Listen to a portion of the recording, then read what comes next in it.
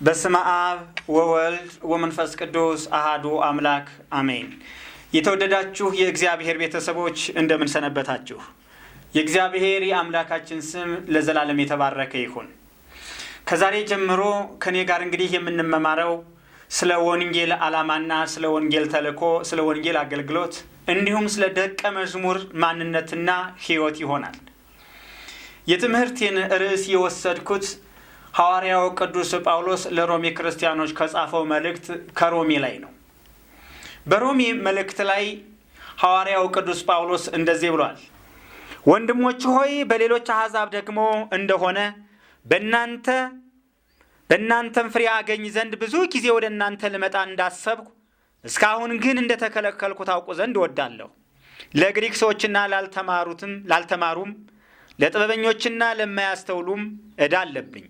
ስለዚህም በሚቻለኝ መጠን በሮሜ ላላችሁ ለእናንተ ደግሞ ወንጌልን ልሰብክ ተዘጋጅቻለሁ፣ በወንጌል አላፍርምና። አስቀድሞ ለአይሁዳዊ ደግሞም ለግሪክ ሰው ለሚያምኑ ሁሉ የእግዚአብሔር ኃይል ለማዳን ነውና ይላል ሐዋርያው ጳውሎስ። ጳውሎስ እንደተናገረው ወንጌል የሚያሳፍር ነገር አይደለም የሚል አቋም ስላለኝ ማንም ሰው ወንጌልን ሲሰብክ ሊያፍር አይገባውም። ማንም ሰው ደግሞ ወንጌል ሲሰበክለት ሊያፍር አይገባውም። ደግሜ ላለው ቅዱስ ሐዋርያው ጳውሎስ እንደተናገረው ለተማሩትም ይሁን ላልተማሩት፣ ለጥበበኞችም ይሁኑ ጥበብ ለሌላቸው፣ ለአስተዋዮችም ይሁኑ ለማያስተውሉ ሰዎች ወንጌልን መስበክ የሚያሳፍር ተግባር ሳይሆን የሚያስደስት የሚያዘልል አገልግሎት ነው።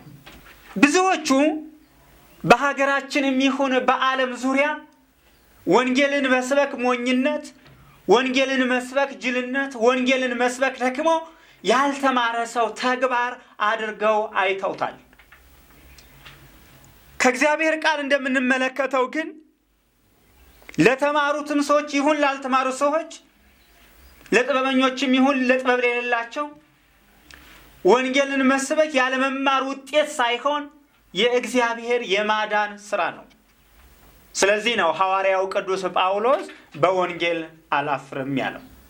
ወንጌል ማለት የምስራች ማለት ነውና የጌታችን የኢየሱስ ክርስቶስ መወለድ ለሕዝቡ ሁሉ ደስታ እንደሆነ የእግዚአብሔር መልአክ ወይም ከእግዚአብሔር ዘንድ የተላከ መልአክ እንዲህ ብሎ ተናገረ።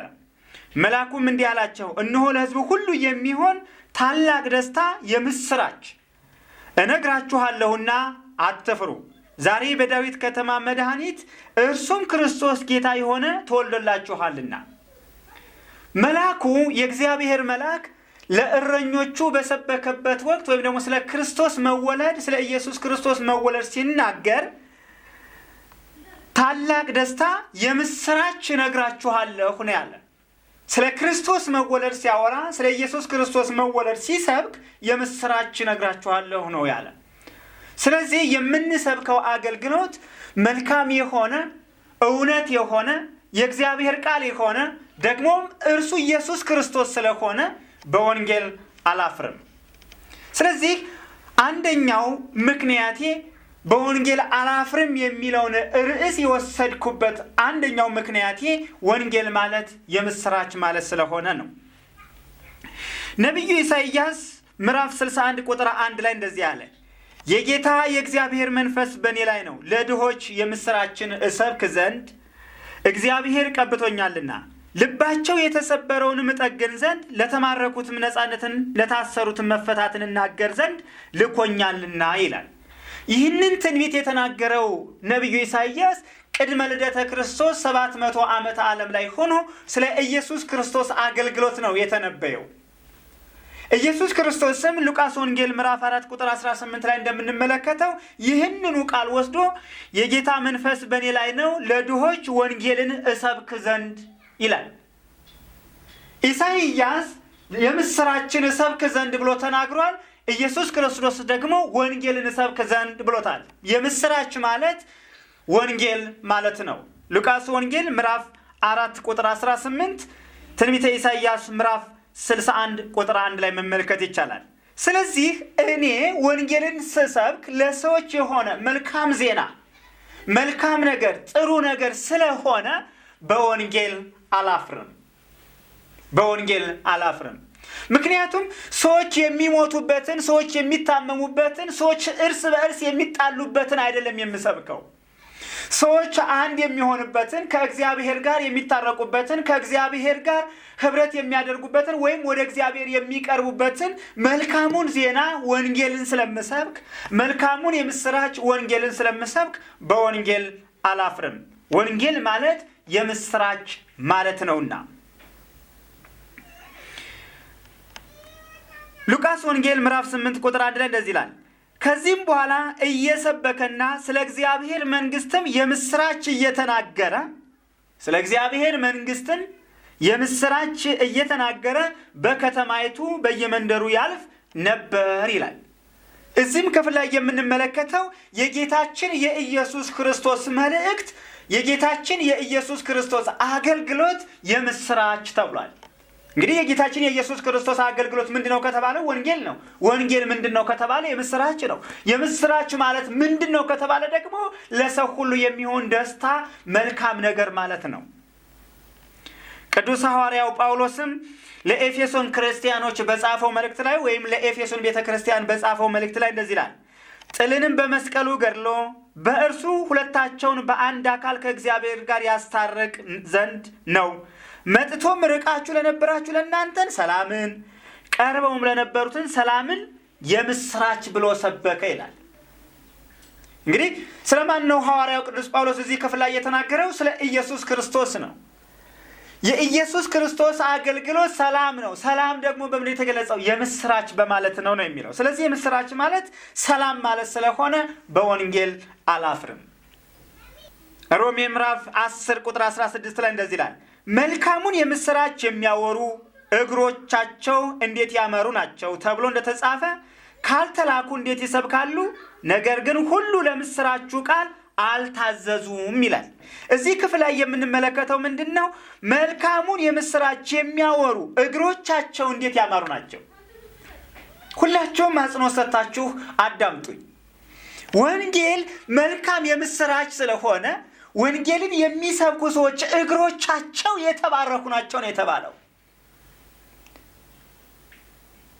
ምክንያቱም የእግዚአብሔርን ነገር ስለሚያወሩ፣ የክርስቶስን አዳኝነት፣ የክርስቶስን ቤዛነት፣ የክርስቶስን ሞትና ትንሣኤ ስለሚያወሩ፣ በሌላ በኩል ደግሞ በሰው ላይ የነበረው ዘላለማዊ ሞት እንደተወገደ፣ የኃጢአት ስርየት በክርስቶስ ኢየሱስ አማካኝነት እንደተደረገ ስለሚያወሩ የነዛ ሰዎች እግሮች እንዴት ያማሩ ናቸው ይላል ሮሜ ምዕራፍ 10 ቁጥር 16 ላይ። እዚሁ ክፍል ምንድን ነው? ነገር ግን ሁሉ ለምስራቹ ቃል አልታዘዙም። ለየትኛው? ለወንጌል ቃል ብዙዎቹ አልታዘዙም፣ የታዘዙት ጥቂቶች ናቸው። ስለዚህ ወንጌልን መስበክ ማለት የመታዘዝ ውጤት፣ እግዚአብሔርን የመታዘዝ ውጤት ወይም የእግዚአብሔር ታዛዥ የመሆን ውጤት ነው ወንጌልን። ምክንያቱም ብዙዎች አልታደሉም ለዚህ። ስለዚህ በወንጌል አላፍርም። አሁን እንዳልኳችሁ በወንጌል የማላፍርበት አንደኛው ምክንያቴ ወንጌል የምስራች ስለሆነ፣ መልካም ዜና ስለሆነ፣ ወንጌልንም የሚሰብኩ ሰዎች እግሮቻቸው ያማሩ ስለሆኑ፣ ከእግዚአብሔርም ዘንድ የተላኩ ስለሆኑ፣ የጌታችን የኢየሱስ ክርስቶስ አጠቃላይ አገልግሎት መልካም ዜና የምስራች ስለሆነ ነው። ሁለተኛው ወንጌልን መማርና ማስተማር መለኮታዊ ትእዛዝ ስለሆነ፣ በጥቅሉ የእግዚአብሔርን ቃል መጽሐፍ ቅዱስን የምንሰብክ መሆንን የምናስተምር ሰዎች እንዲሁም የምንማር ሰዎች መለኮታዊ ትእዛዝን እየፈጸምን ስለሆነ በወንጌል የማናፍረው ወንጌልን እንድንሰብክና እንድናስተምር እንዲሁም እንድንመማር ያዘዘን እግዚአብሔር ስለሆነ ነው። ከብሉይ ኪዳን እንደው ከእግዚአብሔር ቃል ወደ ኋላ መለስ ብዬ ትንሽ ላሳያችሁ።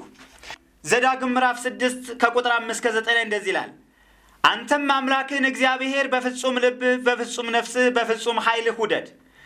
እኔም ዛሬ አንተን የማዘውን ይህንን ቃል በልብህ ያዝ፣ ለልጆችህም አስተምረው፣ በቤትህም ስትቀመጥ፣ በመንገድም ስትሄድ፣ ስትተኛም ስትነሳም ተጫወተው።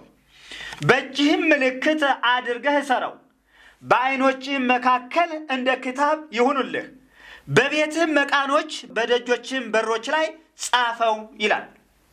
ነቢዩ ሙሴ እስራኤልን በምድረ በዳ ሲመራ የእርሱ ጊዜ የተወሰነ ጊዜ ስለሆነ፣ የእርሱ የአገልግሎት ዘመን ጥቂት ጊዜ ስለሆነ፣ ነገር ግን የእግዚአብሔር ሕዝብ ወደፊት ስለሚሄድና ስለሚሻገር ብዙ ዘመን ትውልዱ ስለሚኖር የእግዚአብሔርን ቃል ሲያስተምራቸው እንደዚህ ነው ያላቸው። በዓይኖችህ መካከል አድርገው፣ በእጅህም እሰረው፣ ስትሄድም ስትቀመጥም ስትተኛም ተጫወተው፣ አሰላስለው፣ ለልጅህ ለልጅ ልጅህ አስተምረው ነው ያለ። ይህ ትእዛዝ የመለኮት ትእዛዝ ነው። የመለኮት ትእዛዝ ነው። ይህንን የተናገረው ለብሉይ ኪዳን ነው፣ ለሐዲስ ኪዳን አይደለም፣ ለወንጌል አይደለም እንዳትሉኝ ከእግዚአብሔር ቃል ስለ ወንጌልም ልናገር። ይህንን የተናገረው ነቢዩ ሙሴ ብቻ ነው እንዳትሉ ከእግዚአብሔር ቃል ሌላም ክፍል ላይ ላሳያችሁ። ካህኑ የሰራዊት ጌታ የእግዚአብሔር መልእክተኛ ነውና ከንፈሮቹ ዕውቀትን ይጠብቁ ዘንድ ይገባቸዋል፣ ሰዎችም ሕግን ከአፉ ይፈልጉ ዘንድ ይገባቸዋል። ሚልክያስ ምዕራፍ 2 ቁጥር 7 ላይ እንግዲህ የእግዚአብሔር ሕዝብ የእግዚአብሔር ቃል በአንደበቱ፣ የእግዚአብሔር ካህን በአንደበቱ የእግዚአብሔር ቃል ሊኖረው ይገባል፣ ዕውቀት ሊኖረው ይገባል። ይህ መለኮታዊ ትእዛዝ ነው። ይህ መለኮታዊ ድምፅ ነው። ቅዱስ ሐዋርያው ጳውሎስ በሐዲስ ኪዳን መልእክት ላይም እንደዚህ ይላል፣ ይህንን እዘዝና አስተምር፣ በቃልና በኑሮ በፍቅርም በእምነትም በንጽህናም ለሚያምኑቱ ምሳሌ ሁን እንጂ ማንም ታናሽነትህን አይናቀው ይላል። እንግዲህ ወንጌልን መማር፣ ወንጌልን ማስተማር፣ ወንጌልንም መስበክ መለኮታዊ ትእዛዝ ነው። ሐዋርያው ጳውሎስ ይህንን እዘዝና አስተምር፣ በቃልና በኑሮ በፍቅርም በእምነትም በንጽህናም ለሚያምኑት ሁሉ ምሳሌ ሁን እንጂ ማንም ታናሽነትህን አይናቀው ነው ያለው። ስለዚህ ወንጌል ማለት እኛ የፈጠርነው ልብ ወለድ አስተምህሮ ሳይሆን፣ ሰዎች ያስተማሩት ትምህርት ሳይሆን መለኮታዊ ትእዛዝ ነው። ጌታችን ኢየሱስ ክርስቶስ ሐዋርያትን ሲልካቸው ማቴዎስ ወንጌል ምዕራፍ 28 ከቁጥር 19 እስከ 20 ላይ እንደዚህ ይላል። ኢየሱስም ቀረበና እንዲህ ብሎ ተናገራቸው፣ ስልጣን ሁሉ በሰማይና በምድር ተሰጠኝ። እንግዲህ ሂዱና አሕዛብን ሁሉ በአብ በወልድ በመንፈስ ቅዱስም እያጠመቃችኋቸው ያዘዝኋችሁንም ሁሉ እንዲጠብቁ እያስተማራችኋቸው ደቀ መዛሙርት አድርጓቸው ይላል። ያዘዝኋቸውንም እያስተማራችኋቸው የቱን? የእርሱን ወንጌል፣ የእርሱን ትምህርት፣ የእርሱን ዓላማ፣ የእርሱን ተልእኮ፣ የእርሱን ቤዛነት እየነገርናቸው እያስተማርናቸው ደቀ መዛሙርት እንድናደርጋቸው አምላካችን ኢየሱስ ክርስቶስ አስተምሯል። ስለዚህ በወንጌል አላፍርም። ስለ ክርስቶስ ሞትና ትንሣኤ፣ ስለ ክርስቶስ ሞትና ትንሣኤ ዓላማ፣ ስለ ክርስቶስ አስተምህሮ ምንነት ማስተማር የሚያሳፍር ተግባር አይደለም። የሚያሳፍር አገልግሎት አይደለም። መታደል ከመታደልም በላይ መታደል ነው ወንጌልን መስበክ፣ ወንጌልን ማስተማር። ምክንያቱም ራሱ መለኮት የሆነው ጌታችን አምላካችን ኢየሱስ ክርስቶስ ስላስተማረ፣ ስለተናገረ፣ አስተምሮ ብሎ ስላዘዘ ኢየሱስ ክርስቶስ የተናገረው በዚህ በማቴዎስ ወንጌል ምዕራፍ 28 ከቁጥር 19 እስከ 20 ባለው ላይ ያዘዝኋችሁንም ሁሉ እንዲጠብቁ እያስተማራችኋቸው ደቀ መዛሙርት አድርጓቸው ነው ያለ። እንግዲህ አንድን ሰው የክርስቶስ ደቀ መዝሙር የምናደርገው እኛ ያስተማርነውን ትምህርት ይዘን በማስተማር ሳይሆን ወይም ደግሞ የእኛን እውቀት በማስተማር ሳይሆን የራሱን የኢየሱስ ክርስቶስን አስተምህሮ አንድ በአንድ በማስተማር ነው የክርስቶስ ደቀ መዝሙር ማድረግ ሊገባንም የሚገባው። ኢየሱስ ክርስቶስ ያዘዝኋችሁን እያስተማራችኋቸው ነው ያለ። በዚህ ዘመን ግን ሰዎች የክርስቶስን ወንጌል እንሰብካለን ይላሉ። የሚሰብኩት ግን የራሳቸውን ሕይወት፣ የራሳቸውን ማንነት ነው። ብዙ ሰዎች የራሳቸውን ሕይወት፣ ዓለማዊ ታሪክና ማንነት፣ ምድራዊ ስሜትና ፍላጎት እያስተማሩ የክርስቶስ ደቀ መዛሙርት ማድረግ ይፈልጋሉ። የኔን ሕይወት፣ የኔን ታሪክ ለሰዎች ብነግራቸው የክርስቶስ ደቀ መዝሙር አይደለም፣ የኔን ደቀ መዝሙር ነው የሚሆኑት። የክርስቶስን ሕይወት፣ የክርስቶስን አስተምህሮ፣ የክርስቶስን ተልእኮ ዓላማ፣ የክርስቶስን ማንነት ስናስተምራቸው ግን ሰዎች የሚሆኑት የክርስቶስ ደቀ መዛሙርት ነው። ኢየሱስ ክርስቶስም ያላቸው ምንድን ነው? ያዘዝኋችሁን ሁሉ እንዲጠብቁ እያስተማራችኋቸው ደቀ መዛሙርት አድርጓቸው ነው ያለ። የእናንተን ታሪክ እያወራችኋቸው፣ አመጣጣችሁን፣ ሁኔታችሁን እያወራችኋቸው ደቀ መዛሙርት አድርጓቸው አላለም። ከሰማያ ሰማያት የወረደበት፣ ከድንግል ማርያም የተወለደበት፣ ዝሮ ያስተማረበት፣ በመስቀል ላይ ስለ እኛ ደሙን ያፈሰሰበትን ምክንያት በመስበክ ግን ሰዎችን የክርስቶስ ደቀ መዝሙር ማድረግ መቻል እንዳለብን ራሱ ጌታችን ኢየሱስ ክርስቶስ አስተምሮናል። ስለዚህ የክርስቶስን ዓላማ ስለማስተምር በወንጌል አላፍርም። የምሰብከው የክርስቶስን አስተምህሮ ስለሆነ፣ የምናገረው የክርስቶስን ትምህርት ስለሆነ፣ የምሰብከው የክርስቶስን ሞትና ትንሣኤ ስለሆነ፣ ይህንንም ደግሞ እንዳስተምር እንዳዝዝ ያዘዘኝ ራሱ እግዚአብሔር ስለሆነ የእርሱን ትምህርት በማስተማር፣ የእርሱን አገልግሎት በማሳየት፣ የእርሱን የቤዛነት ሥራ በማሳየት ሰዎችን የክርስቶስ ደቀ መዛሙርት እንዳደርግ የእግዚአብሔር ቃል ስለሚያዘዘኝ መለኮታዊ ትእዛዝ ስለሆነ ወንጌልን በመስበኬ አላፍርም። በወንጌል አላፍርም። ሌላው ያለ ወንጌል ብዙ ሰዎች ክርስቲያን ነን ይላሉ። ክርስቲያን የሆኑበት መንገድ ግን በቃለ ወንጌል አይደለም። በጣም በቃለ ወንጌል ክርስቲያን የሆኑት በጣም ጥቂት ሰዎች ናቸው። በዚህ ቃል መሰረት፣ በዚህ ቃል መርህ ክርስቲያን የሆኑት በጣም ጥቂት ሰዎች ናቸው። የእግዚአብሔር ቃል እንደሚያስተምረን ያለ ወንጌል ክርስቲያን መሆን አይቻልም። ስለዚህ ሰዎች የእግዚአብሔርን ቃል አምነው፣ ሰዎች የእግዚአብሔርን ቃል ተምረው፣ ወንጌልን ተምረው ክርስቲያን እንዲሆኑ ዕለት ዕለት ወንጌልን ልንሰብክ፣ ወንጌልን ልናገለግል ይገባል። ሙሴ በምድረ በዳ እባብን እንደሰቀለ እንዲሁ በእርሱ የሚያምን ሁሉ የዘላለም ሕይወት እንዲኖረው እንጂ እንዳይጠፋ የሰው ልጅ ይሰቀል ይገባዋል። በእርሱ የሚያምን ሁሉ የዘላለም ሕይወት እንዲኖረው እንጂ እንዳይጠፋ እግዚአብሔር አንድያ ልጁን እስኪሰጥ ድረስ ዓለሙን እንዲሁ ወዷልና። ዓለም በልጁ እንዲድን ነው እንጂ በዓለም እንዲፈርድ እግዚአብሔር ወደ ዓለም አላከውምና በእርሱ በሚያምን አይፈረድበትም። በማያምን ግን በአንዱ በእግዚአብሔር ልጅ ስም ስላላመነ አሁን ተፈርዶበታል ይላል። ስለዚህ ክርስቲያን የምንሆነው ወይም አማኞች የምንሆነው ጌታችን ኢየሱስ ክርስቶስን በማመን ስለሆነ ጌታችን ኢየሱስ ክርስቶስን ደግሞ አምነው እንዲድኑ የግድ ወንጌልን መስበክ አስፈላጊ ስለሆነ በወንጌል አላፍርም። እግዚአብሔር አንድያ ልጁን እስኪሰጥ ድረስ ዓለሙን እንዲሁ ወዷል የሚለው ትምህርት ያለ መጽሐፍ ቅዱስ ላይ ነው። ዮሐንስ ወንጌል ምዕራፍ 3 ከቁጥር 15 እስከ 18 መመልከት ይቻላል። የሀገራችን በርካታ ክርስቲያኖች ግን ይህንን ቃል የት እንዳለ አያውቁትም፣ ግን ክርስቲያኖች ናቸው። ይህንን ቃል ብዙዎቹ አልተማሩትም፣ ግን ክርስቲያኖች ናቸው። ግን የእግዚአብሔርን ቃል ሰው ሳይማር ወንጌልን ሳይማር ክርስቲያን መሆን ይቻላል ወይ? አይቻልም፣ አይቻልም።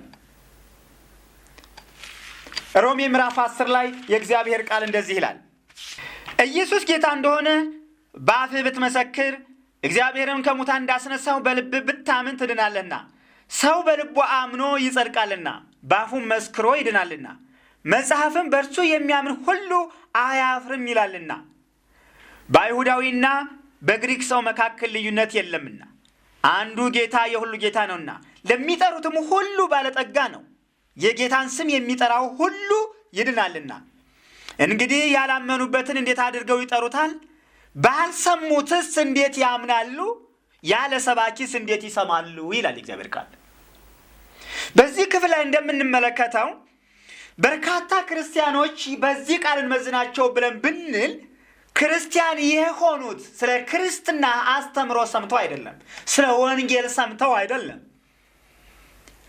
ክርስቲያን የሆኑት በዘልማድ ነው። ትምህርተ ወንጌልን ቁጭ ብለው ተምረው ከአባቶቻቸው፣ ቁጭ ብለው ተምረው ከእናቶቻቸው፣ ቁጭ ብለው ተምረው ከቤተ ክርስቲያን አገልጋዮች አይደለም። የእግዚአብሔር ቃል ግን እንደሚነግረን እዚህ ላይ ያላመኑበትን እንዴት አድርገው ይጠሩታል? ባልሰሙትስ እንዴት ያምናሉ ይላል።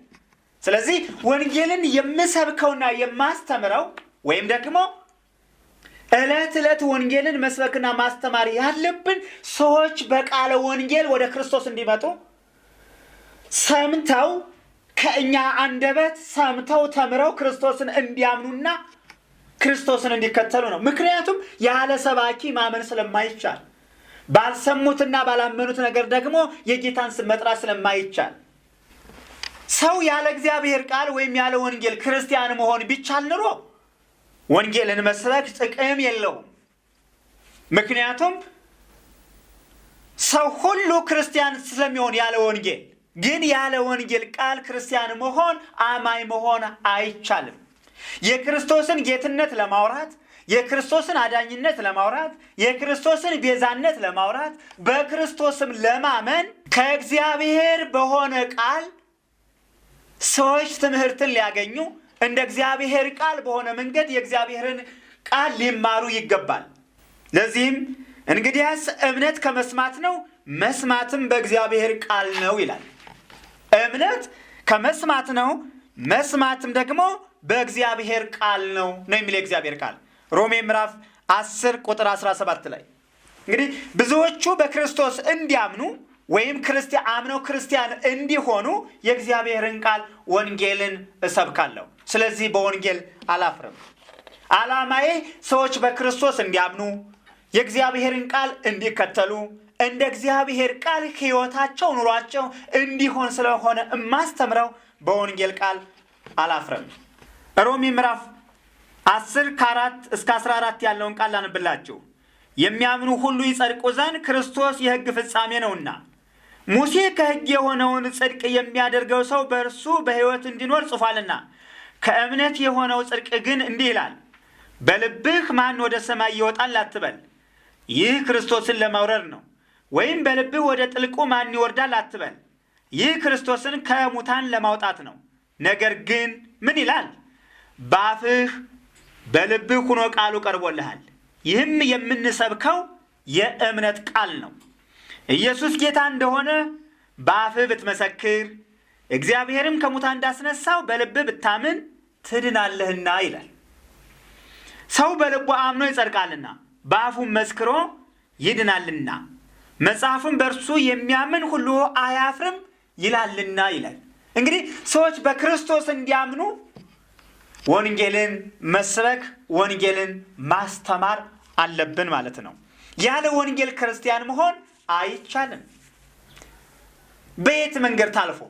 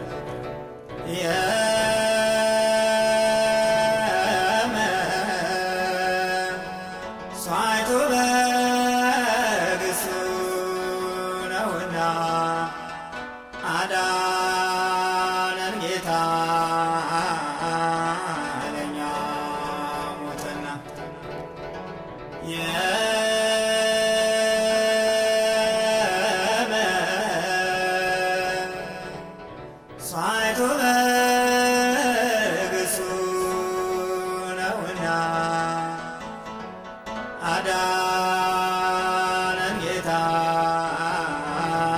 ለኛ ሞተና